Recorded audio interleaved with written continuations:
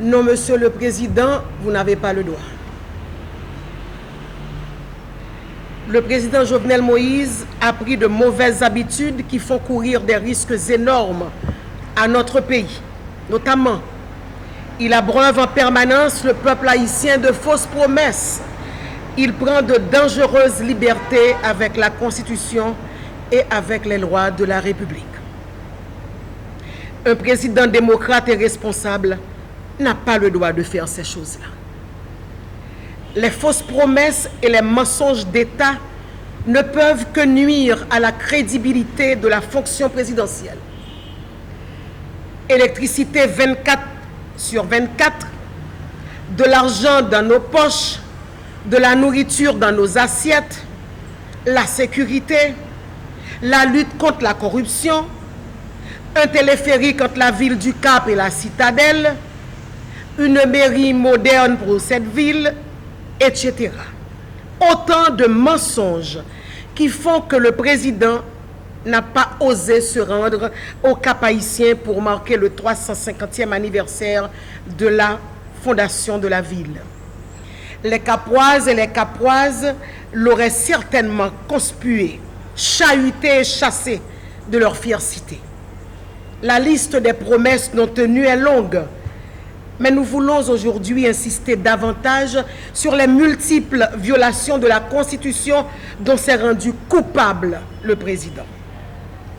Élections multiples non tenues, promulgation de décrets inconstitutionnels, volonté de toucher à la Constitution, tentative de constituer un conseil électoral provisoire en violation des prescrits constitutionnels, attaque contre les syndicalistes, persécution politique d'opposants, tolérance envers les gangs armés et la corruption, prétention de prolonger le mandat présidentiel. L'article 150 de la Constitution est formel. Le président n'a de pouvoir que ceux que lui attribue la Constitution.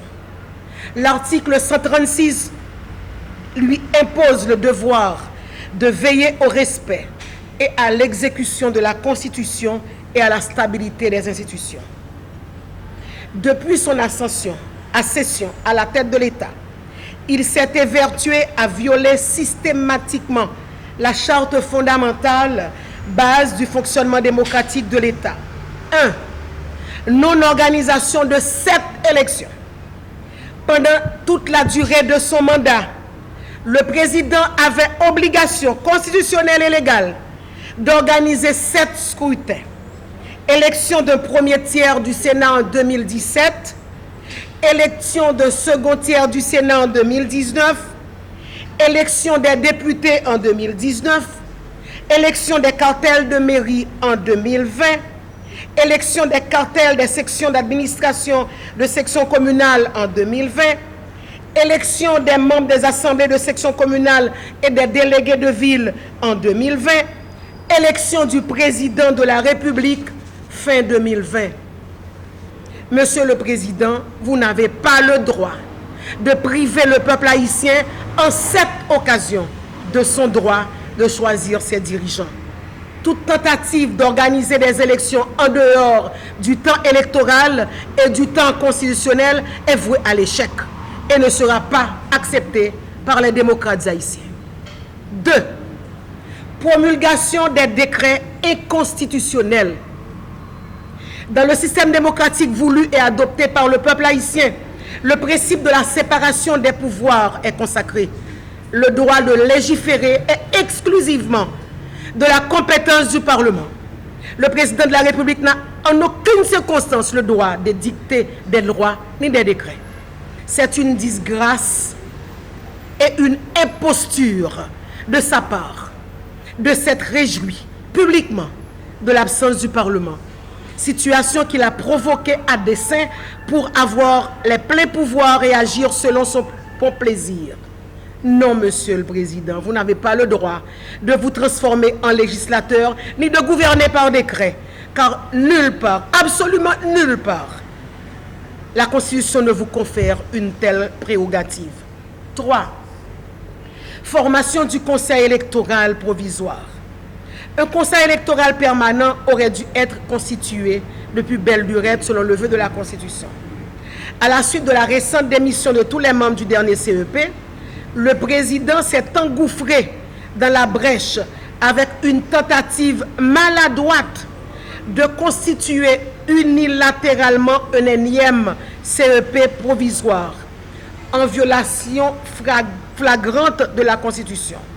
Ce choix désespéré ne peut que décrédibiliser tout scrutin organisé avec un CEP à la solde du pouvoir. D'autres avant ce président ont tenté de le faire et ont dû faire marche arrière et chercher un consensus avec l'opposition pour mettre en place un CEP acceptable et crédible. Monsieur le Président, vous n'avez pas le droit de créer un CEP en dehors des prescrits constitutionnels. 4. Modification de la Constitution. Le président de la République a été élu sous l'empire de la Constitution de 1987 et a juré sur cette Constitution de l'observer fidèlement. Les constituants avaient pris des précautions pour empêcher un quelconque apprenti dictateur d'y toucher. Les articles 282 et suivants fixent clairement et sans équivoque les procédures à suivre pour changer un article quelconque de la Constitution. Ce président a volontairement laissé passer le dernier trimestre de la dernière législature sans faire voter les amendements préparés par les députés et s'est arrangé pour qu'il n'y ait pas de nouvelle législature en janvier 2020, sabotant ainsi toute possibilité de procéder aux changements souhaités dans le respect de la procédure établie. Monsieur le Président, vous n'avez pas le droit de décider de modifier par référendum ou par tout autre moyen notre charte fondamentale en violant les normes prescrites. Toute manœuvre en ce sens constitue un crime contre la Constitution et est passible de la Haute Cour de justice. 5. Attaque contre les syndicats du secteur de l'éducation. La liberté syndicale est un droit acquis auquel les travailleurs n'entendent pas renoncer. S'attaquer aux dirigeants syndicaux ne va pas décourager les syndicats d'enseignants. La manœuvre grossière consistant à les révoquer ou à les transférer, à les muter loin de la capitale, ne les fera pas taire et ne dispensera pas l'administration de prendre en compte leurs justes revendications. Non, Monsieur le Président, vous n'avez pas le droit de laisser vos ministres bafouer les droits constitutionnels et les libertés individuelles des syndicats enseignants. Les décisions punitives prises contre les principaux responsables de ces syndicats ne feront que raviver leur ardeur militante et augmenter le soutien de la population en faveur de leur lutte. 6. Refus de combattre la corruption. Depuis plusieurs années, les forces vives de la nation, en particulier certains partis politiques et la jeunesse haïtienne, ont manifesté clairement leur volonté d'en finir avec la corruption au sein de l'appareil étatique. En dépit de vos promesses, à ce jour, tout semble avoir été mis en œuvre pour protéger ceux qui ont dilapidé les fonds du programme Petro-Caribé. Malgré les rapports parlementaires accablants confirmés par les évidences présentées par la Cour supérieure des comptes et du contentieux administratif, aucune action en justice n'a été intentée contre les présumés coupables.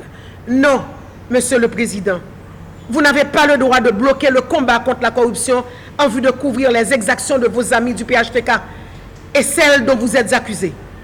Que vous le vouliez ou non, le moment viendra, et il est proche, où vous n'aurez plus l'autorité pour protéger vos amis contre les rigueurs de la loi et des comptes vous seront demandés.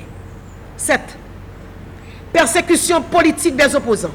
Il y a des citoyennes et des citoyens qui sont résolument engagés dans l'opposition contre votre manière de gouverner notre pays, qui nous ont conduits tous vers une catastrophe annoncée. Au lieu d'entendre les critiques constructives qui lui sont adressées et de changer le cap, le président persiste dans ses erreurs et préfère instrumentaliser le système judiciaire contre cet adversaire politique. Non, Monsieur le Président, vous n'avez pas le droit de dévoyer nos juges et nos institutions chargées de lutter contre la corruption, ni de les utiliser pour persécuter vos opposants. 8. Tolérance de l'exécutif envers les gangs armés. Les gangs armés ont pris le contrôle de pans entiers du territoire national. Quand bon leur semble, ils rançonnent, ils pillent, ils kidnappent, ils kidnappent, ils bloquent les routes, ils s'exhibent et paradent les armes illégales à la main, ils narguent les forces de l'ordre, ils violent, ils tuent impunément. Ils affichent ouvertement leur contact avec des officiels au haut niveau de l'État. Non, Monsieur le Président, vous n'avez pas le droit de tolérer de tels agissements, quels que soient les services que les membres de ces gangs ont pu rendre à votre pouvoir. 9. Prétention de prolonger le mandat présidentiel. À maintes reprises, la fusion et de nombreuses organisations politiques et de la société civile ont démontré, constitution et décret électoral à l'appui, que le mandat de l'actuel président prend fin sans conteste le 7 février 2021.